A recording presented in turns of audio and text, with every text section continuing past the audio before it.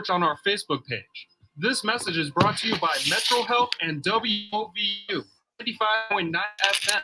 Our voices united, a Burton Park community radio station.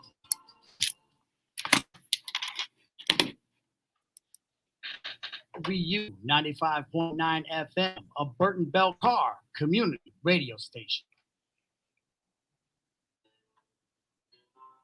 Ladies and gentlemen, welcome to Her in the Huddle, WOVU's Look at Sports, featuring the First Lady of Sports, Rachel Hill.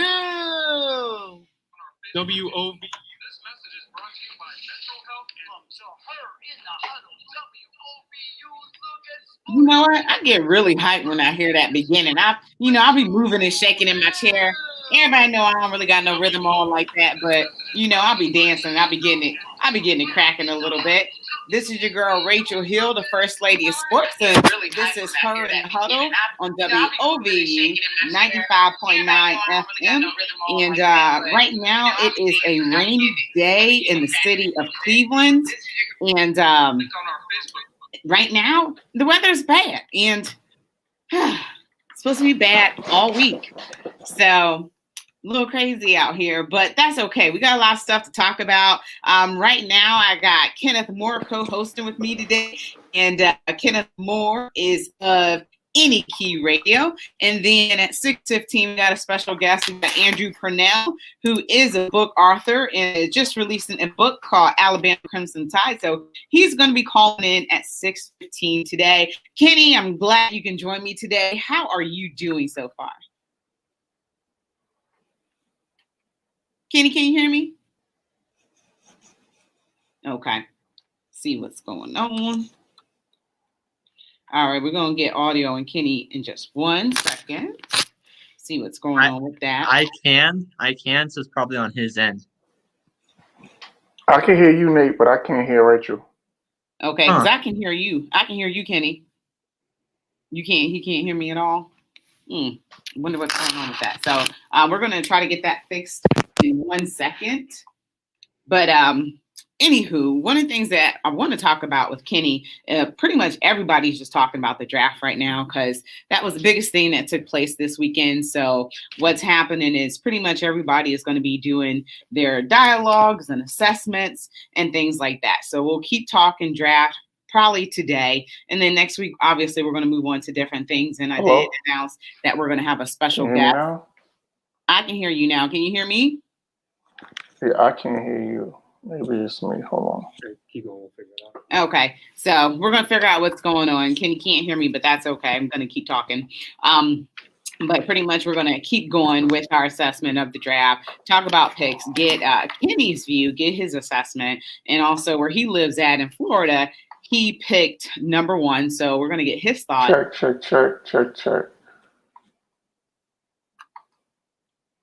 So we're going to get his thoughts and assessments on the number 1 pick, Jacksonville of Trevor Lawrence, and then also get his thoughts about other teams as well and what they picked. So, Kenny, you can hear me now? I can. Can you hear me? Okay, I can hear you fine. I can hear you fine the whole time. so how are you doing? That's okay. We can hear each other. Thank you. Thank you. There's a team of people coming to help me. I appreciate you guys. I love you guys. The production team of WOVU. We got everything worked out, and we're fine. We're fine. Thank you, everybody. Appreciate you guys. So, Kenny, how are you doing today? I'm doing great. How about yourself? Good. What's up with you? Just getting, this whole draft is over. So, as a Cowboys fan, I'm pretty happy. I'm a Knicks fan, so we talked about this. I'm above the moon right now. You can't tell me nothing. And my Yankees is back on track, so all is well. I could tell you a few things because we're going to hit all those teams. But I was telling the audience, pretty much everybody is, for this whole week just breaking down the draft, breaking down picks and all that other stuff. So I'm like, okay, we are Monday through Wednesday. So we're going to give it one more go. And I'm going to break it down with you and talk about your picks because pretty much all Monday we talked about our picks and what we thought about them. But I want to get your overall assessment of the draft and what are your draft observations? What were you left with when it came to the draft overall before you get to your team? It seemed like it was the the team up draft or the reunited and feel so good draft because you had like the quarterbacks and wide receivers being reunited, like with Miami picking the Alabama wide receiver, and then LSU picking the Chase for Joe Burrow. So and I seemed like that was kind of a theme that was going on. And then you had your head scratchers. Like I don't have no idea what the Raiders are doing because they got rid of all of their linemen and then drafted a lineman. So I'm not sure what they're doing. I guess Mayock and Gruden are trying to reinvent the wheel, and so far it's been an epic fail. So I'm not quite sure what they're doing. The Giants, that was a little bit of a head scratcher for me too, because all of the wide receivers that they have already, and to pick a wide receiver in first round when you got needs at defensive end and at offensive line, and both of those spots were still available on the board at that time. So, it was just but all these picks it's on paper, so you still got to see what they do on the actual NFL field. So we're all just guessing right now. Yeah, and then we can't really gauge draft picks until 3 to 4 years later. Exactly. Obviously, some teams are hoping that their fortunes change much, much sooner than 3 to 4 years, but that's the average, time in which you can kind of gauge what a football player is going to be after he's drafted. You mentioned the Giants. I mean, do we really care about the Giants? Because in the NFC East, you can be, 6-10 and still make the playoffs. So does it really matter what you do in the NFC East? It doesn't seem to matter. Well, I mean, you pretty much flip a coin, and everybody takes a turn in terms of being the champion.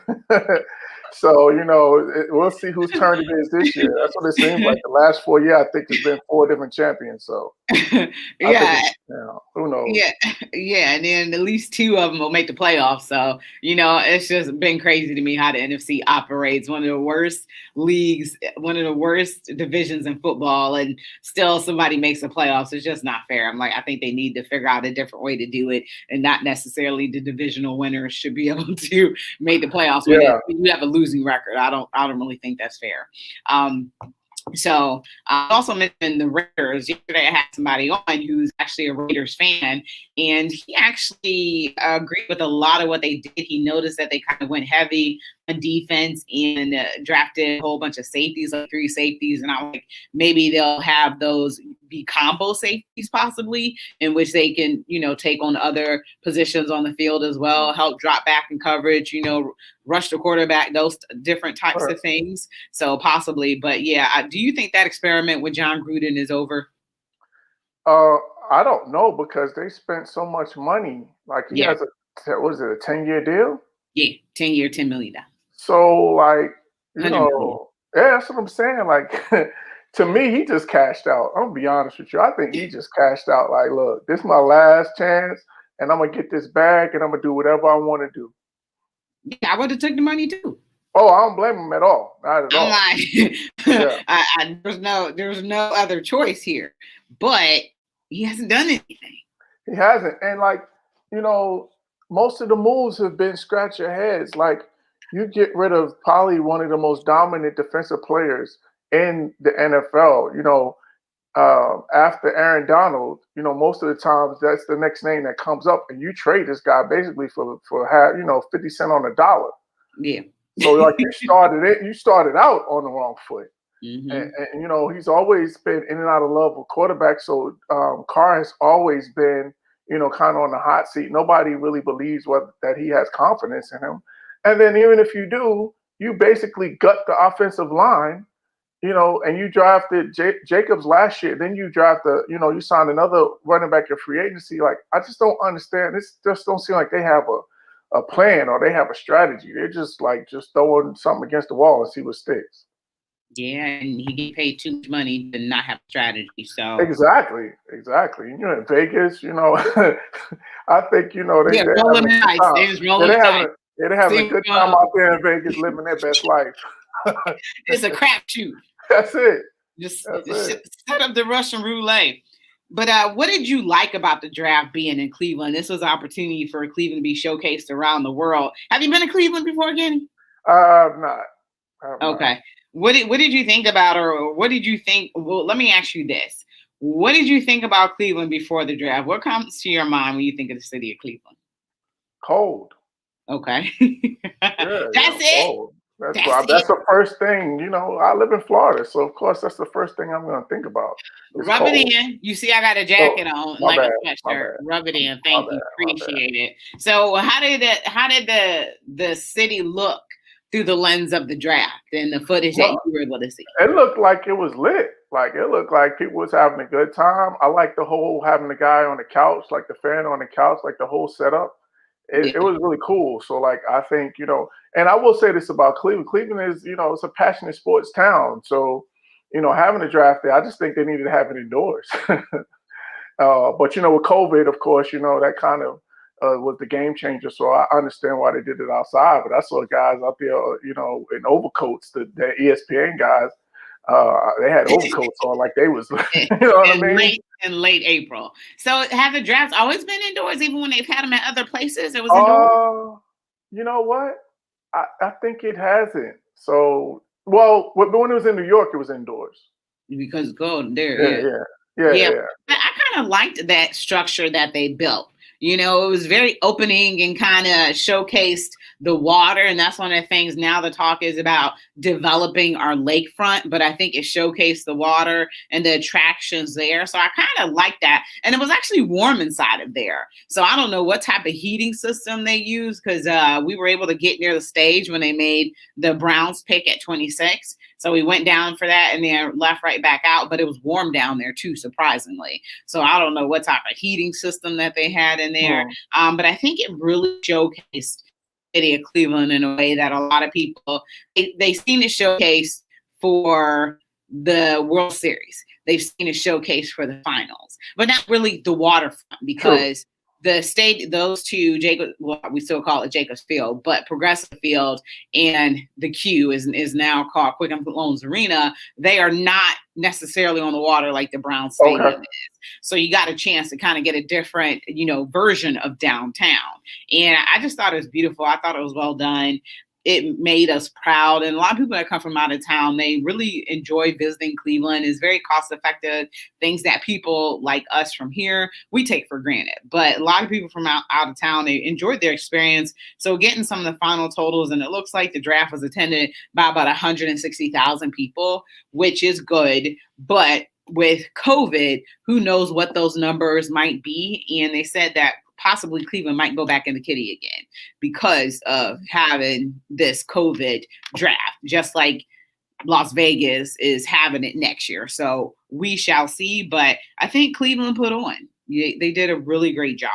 Now, do you feel like, because we're going to have to take a break early because we're going to have our guest call in at 6:15, but do you feel like your team, the Dallas Cowboys, did enough with their drafting? Yeah, I think we clearly had a plan and a strategy, like, in terms of picking tall corners, because, the scheme fit, that's a scheme fit for, our new defensive coordinator. So, and getting a linebacker after Sean Lee retired, we needed somebody to kind of help there. Van Der Esch can't stay on the field, so he needed to push. He needed somebody that's going to, let him know, like, yo, it's not safe for you. Like, you better stay healthy or else. And they declined his option. So, yeah, I just think we did, went defense, what we needed to do, because defense was terrible last year. And so we went heavy defense. So I like that. We got some defensive line help. So we're deep on the defensive line.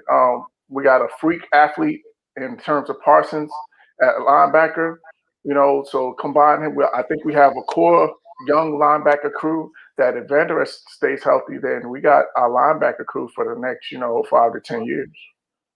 Yeah, is Dak gonna be back? Oh yeah. They said, Dak is ahead of schedule. And so he's gonna start? Yeah, he's gonna be right. He's gonna be right. Okay.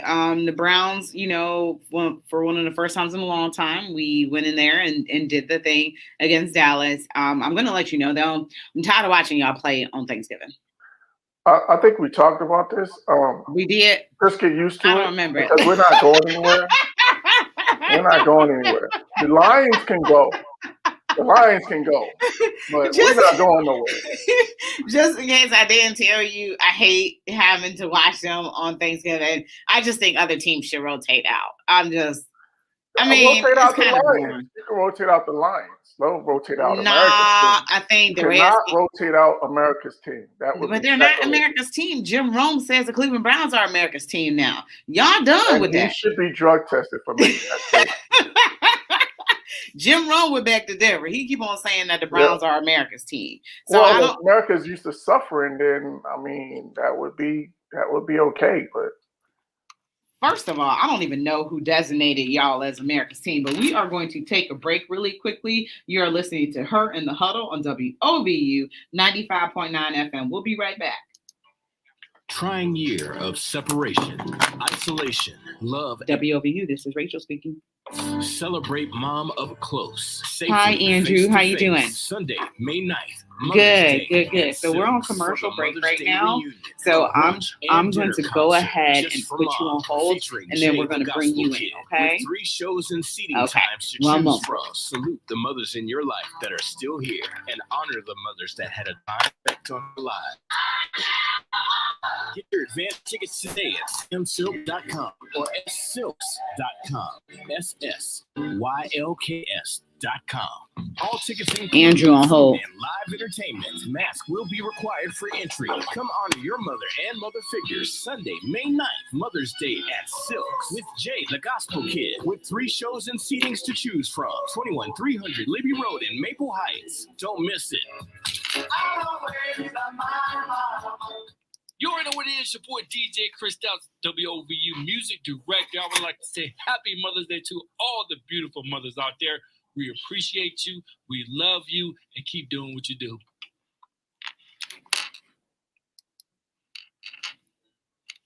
Welcome back to Her in the Huddle with Rachel Hill, the First Lady of Sports.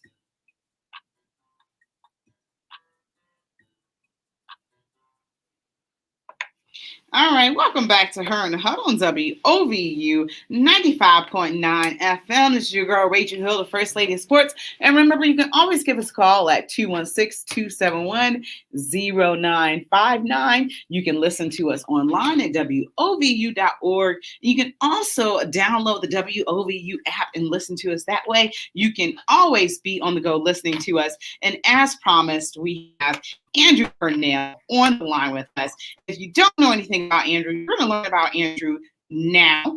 He is the author of Alabama Crimson Tide, and he has one of the most interesting stories that you will hear of. So, Andrew, can you hear me, sir? Okay, well, thank you so much for being on today. And I want you to introduce yourself to our audience and tell the audience a little bit about who you are, and then we're going to get into your story.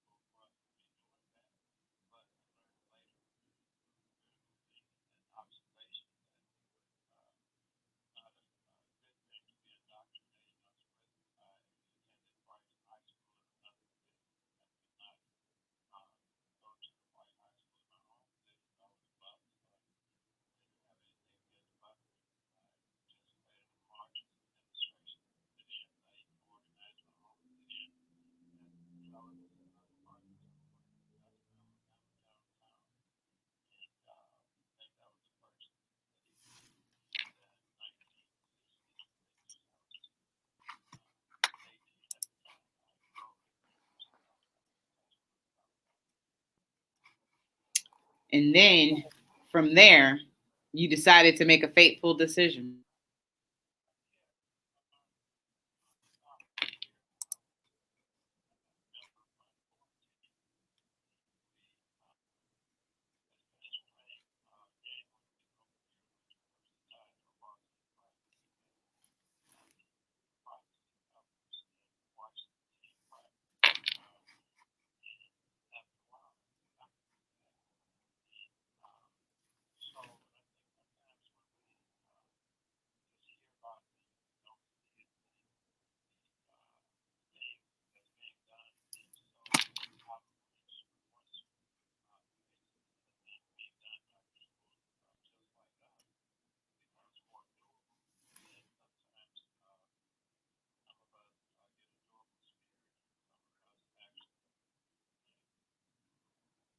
Yeah, so you played quarterback in high school though, right?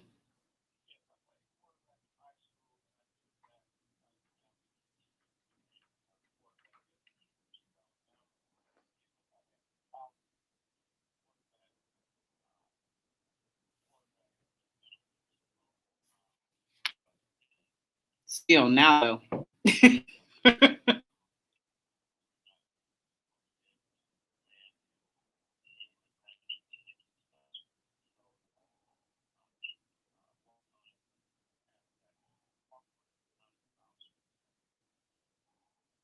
And what was that experience like for you? Well, before we get to that, so you had a scholarship offer at Knoxville College.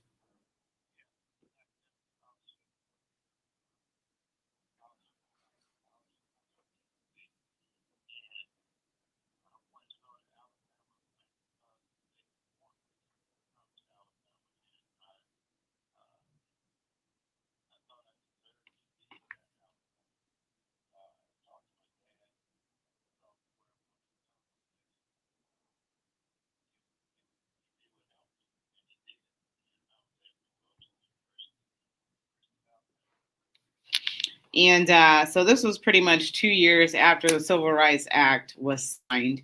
And what was that environment there like there for you? Because I'm a Northern girl.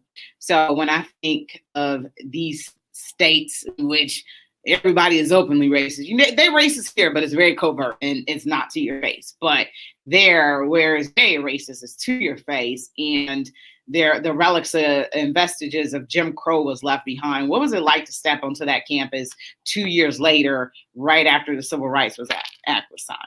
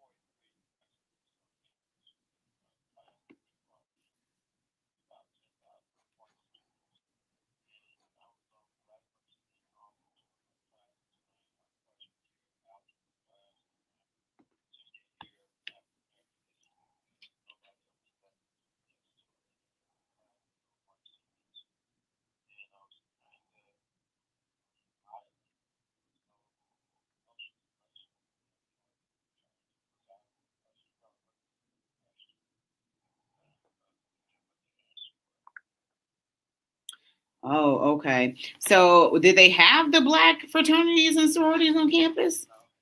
Oh, okay.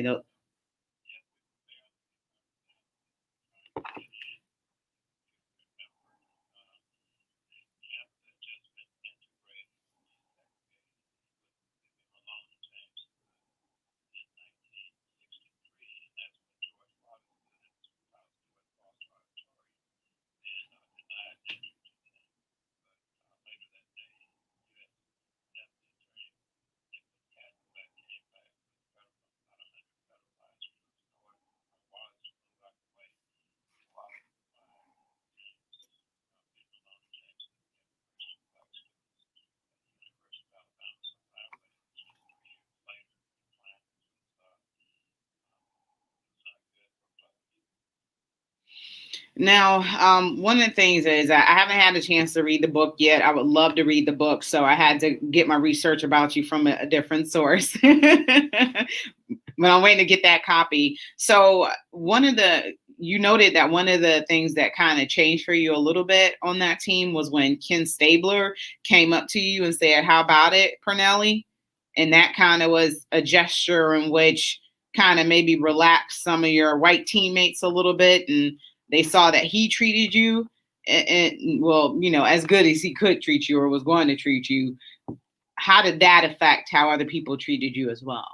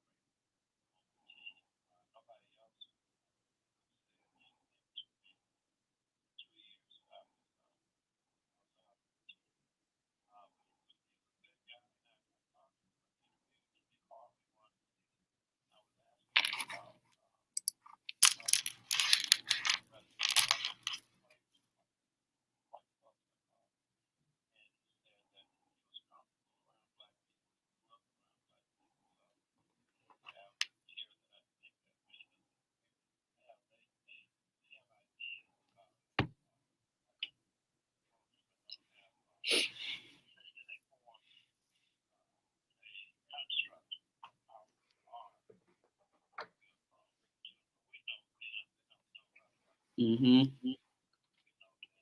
Well, you mean what they've been indoctrinated to believe about us or lied to?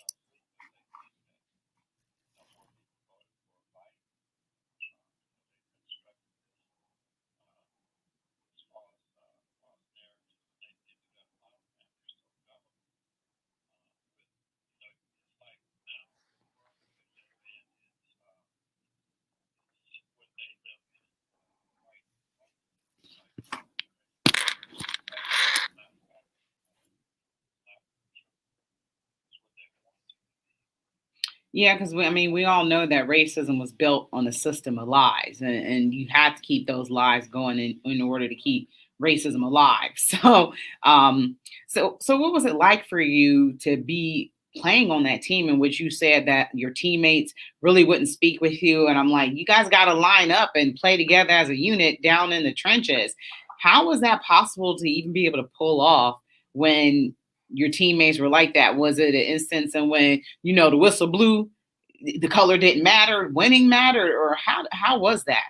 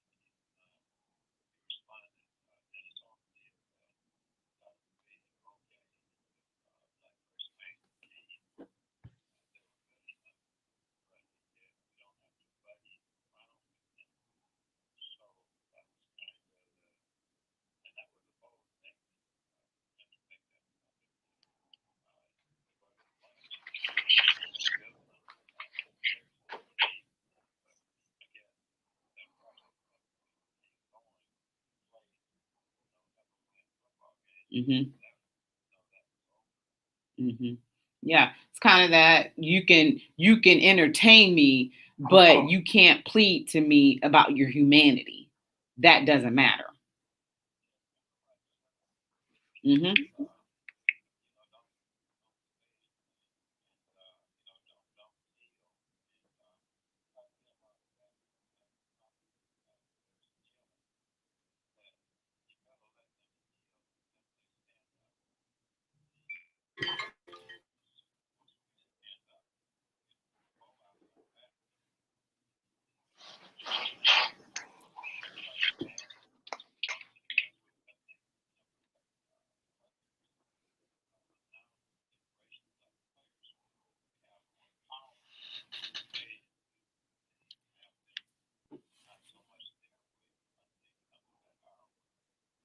Mm-hmm.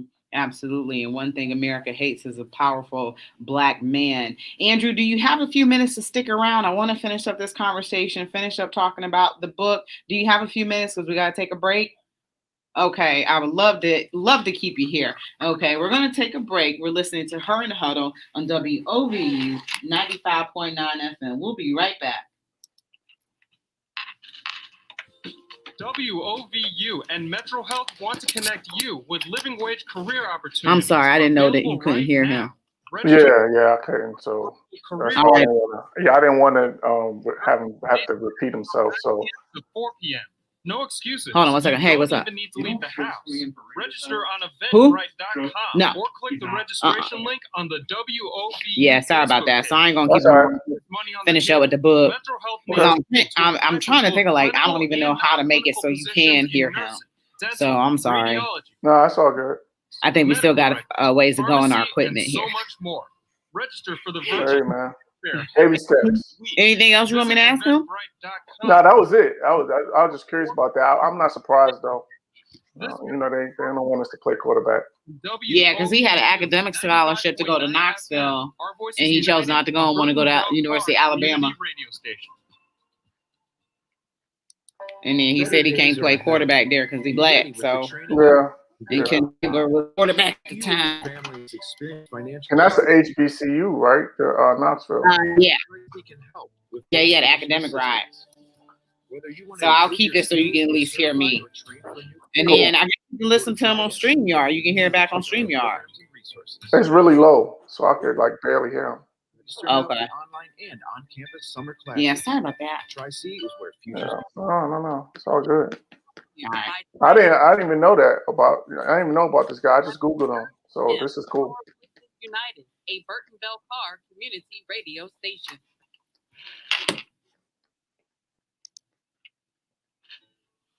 Welcome back to Her in the Huddle with Rachel Hill, the First Lady of Sports.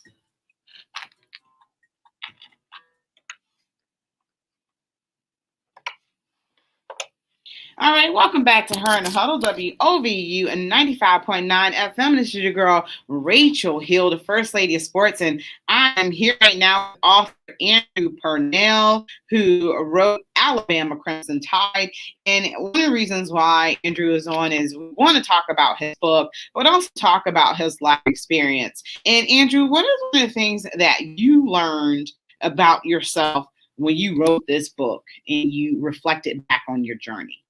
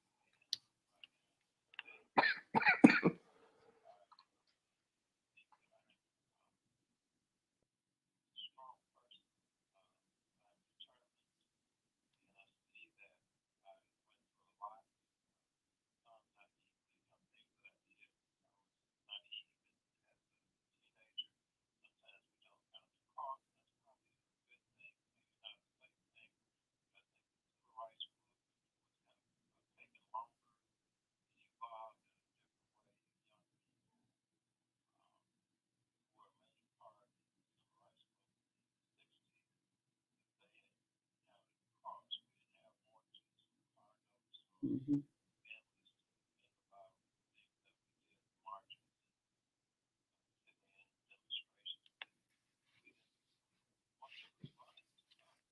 Mm-hmm.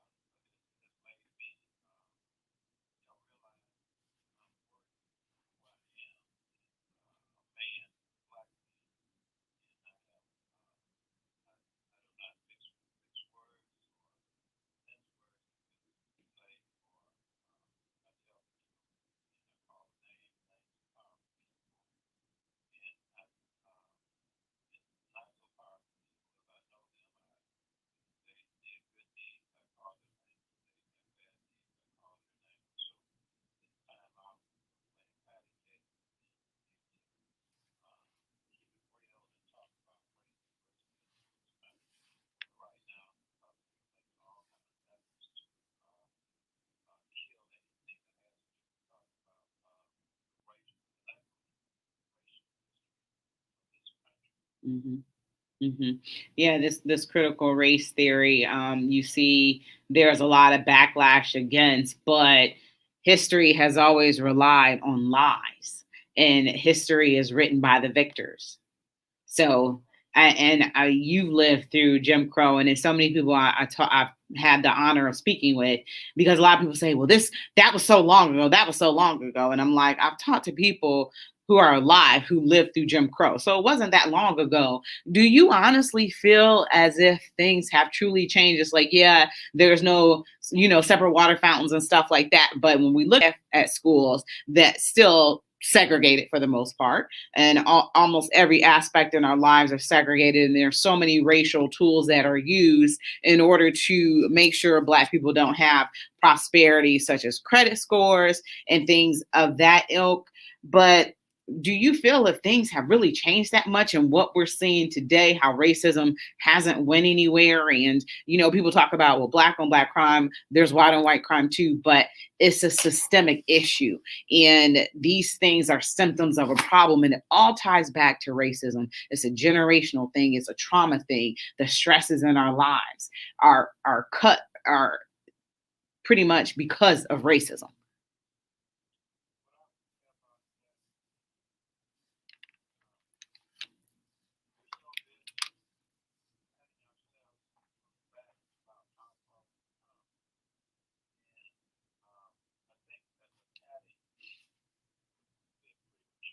We got complacent too.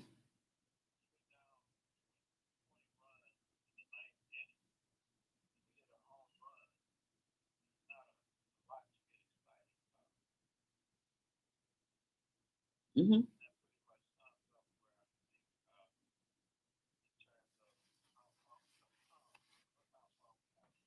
hmm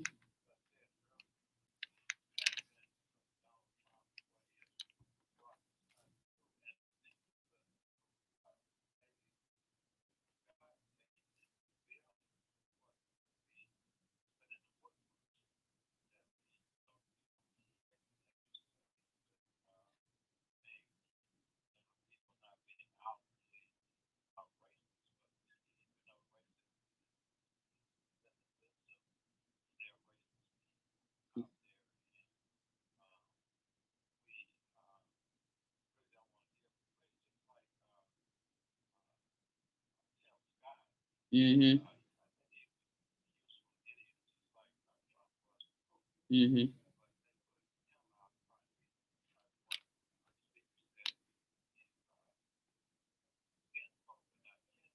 Right.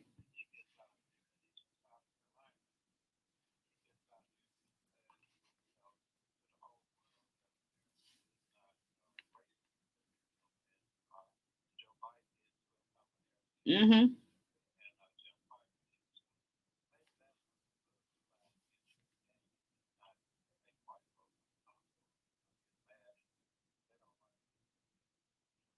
hmm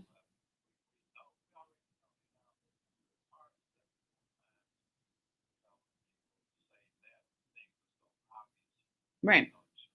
Right. To pacify white people for white comfort.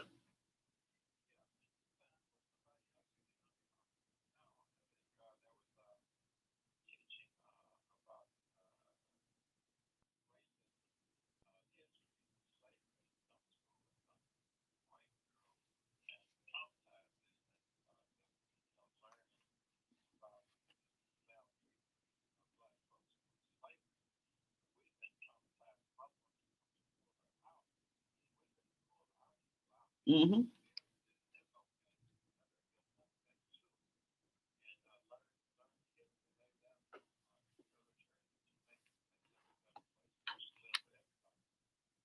Yeah, I try to be hopeful, but it's just, hopeful. And I said we as young people got complacent because we think that y'all did the work that had to be done, but we're seeing that nothing has changed. So it's up to us. It's up to the youth. Like you said, I remember in middle school, we walked out for the Rodney King verdict. And that was at the time our little social justice moment, but we thought that that was so big because we were expressing our displeasure of the legal system, even though I grew up in a town where it was they embraced integration in the 1960s, and my town is pretty much, it was famous in the United States for doing that. So when Black people started to move in, white people said, we are not moving out, we're going to stay here, and we're going to welcome that. So it was a big deal back then. Because are you still located in Alabama? Oh, okay, so you're not that far away. So I'm from Shaker Heights. So Shaker was, very progressive, but Shaker is not without its problems. And you don't think about that at the time because you think about, you're treated equally and things like that. And it's like, there were microaggressions that I didn't realize at the time. But you come out into the real world and, I went to Ohio State where I was insulated and I would have to watch the news to find out what was going on in the world. And I would say it really hits you about how racist this country is. And when you come out looking for jobs and things like that lie starts to break down and you see how people are treated. Because when you're a student, you are so into classes and assignments and what's next. You're not thinking about the real world, and it's kind of at bay. And then when you do graduate and you become integrated in society, you see just how bad it is. And I love LeBron James and the social justice aspect he has taken because, like I said, America hates a powerful Black man. LeBron has, nobody can touch him. And that's why he can say whatever he wants to, because we all know economic racism is the most powerful racism that you can exact upon somebody. And they know he can't be touched and they hate it. And what do you want people to be left with after they read your book?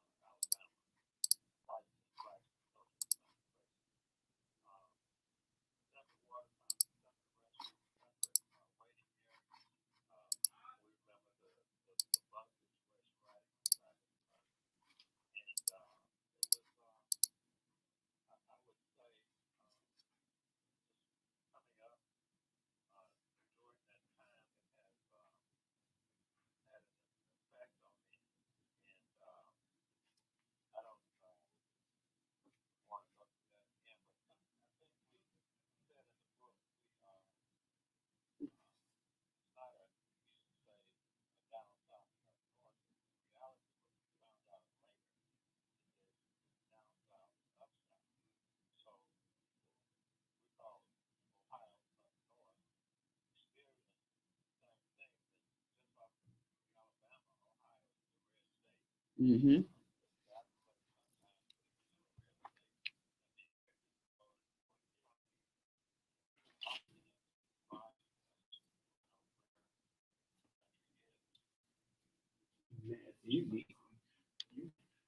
And Andrew, I want to thank you so much for coming on. I appreciate it because I know this was only supposed to be 15 minutes, but your story is so fascinating. And I want you to know, first of all, I didn't want to, throw nothing out there. I'm still not happy about what happened with Alabama and Ohio State in the national title game. So yeah, I hate y'all for the most part.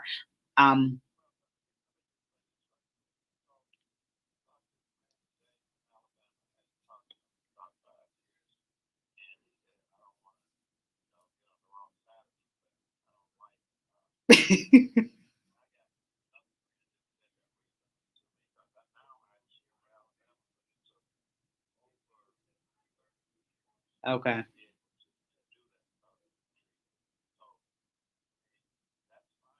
Okay. Okay, so I'm glad you understand where I'm coming from. But we did get them, a couple years ago in the Sugar Bowl, so en route to our national title game. But I just want to let you know you have an open invite anytime you want to talk football. It doesn't have to be Alabama football. Anytime you want to talk sports with us, you have an open invite to come on anytime. And also, when you write your next book, because I have a feeling this isn't going to be your only book you write when you write your next book, but you have an open invitation to be a guest here at any time. And I want to thank you so much for coming on today.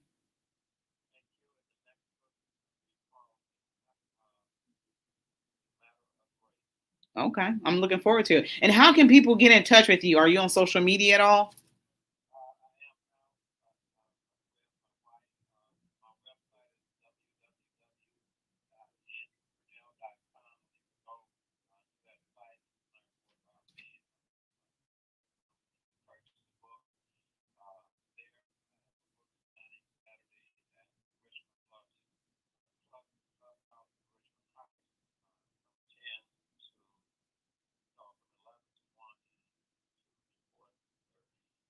Okay. Richmond Bluffs Clubhouse and andrewpurnell.com, correct?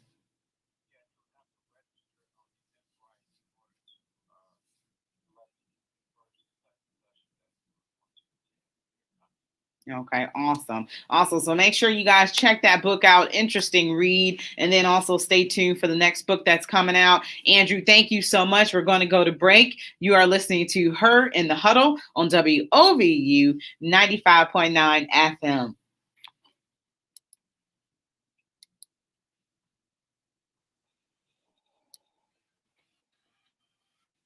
Rewarding career with benefits? How about job security? Well, the City of Cleveland's Division of Police is currently accepting applications for patrol officers. So what you want to close out with? Law enforcement. We are continuously changing and progressing while dispensing 21st century constitutional and fair policing. Let's talk about Amber Sabathia. 623 to speak with our recruiter, or go to governmentjobs.com/career/Cleveland. Apply today. This message is brought to you by the City of Cleveland and WOVU 95.9 FM. Our voices united, a Burton Bell Carr community radio station. WOVU 95.9 FM LP is a community radio station that is an enterprise of Burton Bell Carr Development Incorporated, BBC, the nonprofit community development corporation serving the greater Cleveland community through the terrestrial frequency of 95.9 FM. WOVU provides a vehicle to connect people to valuable information and resources through on-air broadcasting and associated social media platforms. WOVU addresses the concerns of the urban community with solutions-driven information that allows us to showcase Northeast Ohio talent and positive urban music not typically found on mainstream radio. We operate with the motto that people support what they help create. And WOVU, our voices united, provides exciting and creative ways to engage, involve, and lift the community.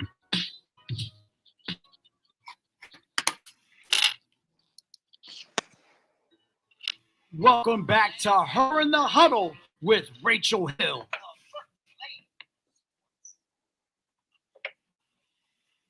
All right, welcome back to Her in Huddle on WOVU WOVU 95.9 FM. This is your girl, Rachel Hill, the First Lady of Sports, and we just finished up an amazing interview with Andrew Purnell, who has written a book called Alabama Crimson Tide, where he talks about his experience regarding racism. So make sure you go to andrewpurnell.com, check out his website. He said book number 2 is already in the works. That's what I'm talking about.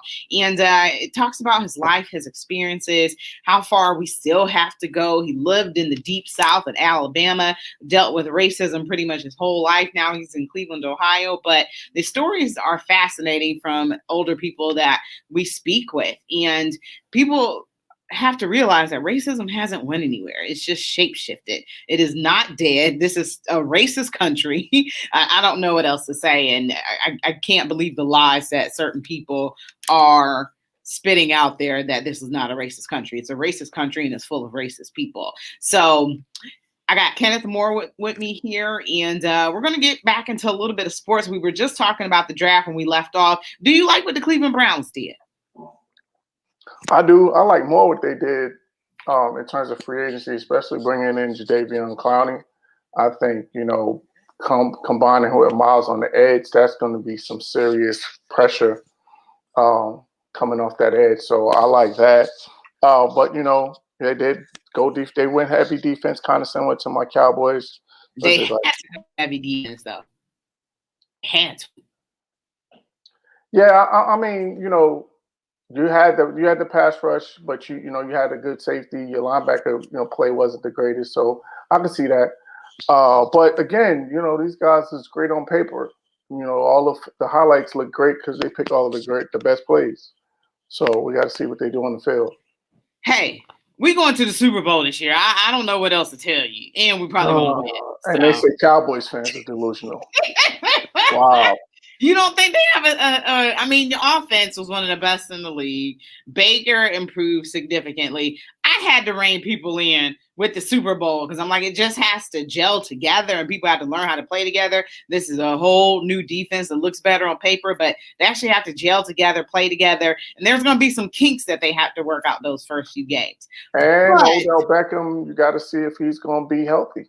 I think he is. I posted a video the other day of him running as fast as he can. I think he will be. And I think he has that extra juice because he saw what this team could do. And he hadn't did nothing with the Giants. They had one playoff appearance. So you see that this team was able to go without you and win without you and almost beat Kansas City without you. Had this, if we had a mediocre defense and they get to stop and Chad Henne wasn't able to convert 4th and 9.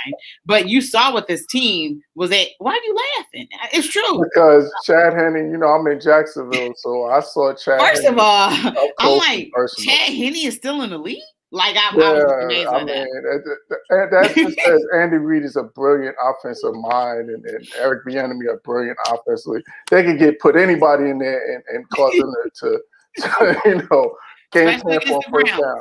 You have a hard defense. Yeah, but because we got a couple minutes left, 5 minutes left. And Sabathia, CC Sabathia's wife has become a baseball agent with CAA. What do you think about that? I think that's amazing. That's something you pointed out to me, and I'm all for women, being in these spaces that men occupy. What strikes you about that? I just think she had the experience. She walked side by side with her husband, over 20 years of his career. So I'm sure she's looked over contracts, and I'm sure she had her Jerry Maguire moment in terms of being Rod Tidwell's wife. I bet she turned up in some of those meetings with the agent or turned up and let them know, like, this is what it's going to be. Because, as a strong Black woman, y'all don't play around when it comes to money. Yeah, and to make a side note on that, CC Sabathia started out with the Cleveland Indians and had a great career for us before he took the money like most people and went to the evil empire. And won a championship? A World Series? Did you forget to mention that? We're just going to leave that out? I stand you. We're just going to leave that out, right?